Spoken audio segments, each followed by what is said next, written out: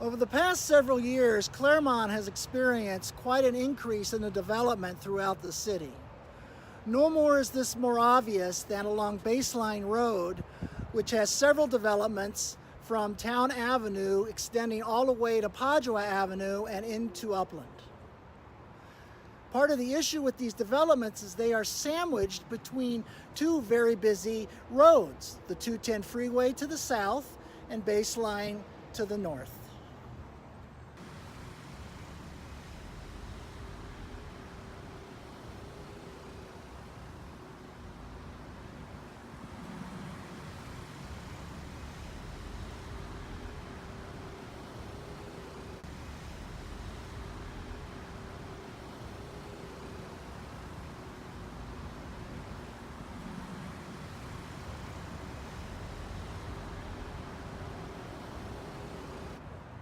One of the issues too is the fact that the developers are building condos and townhomes when many of the local realtors and residents feel that what's needed are single-family homes.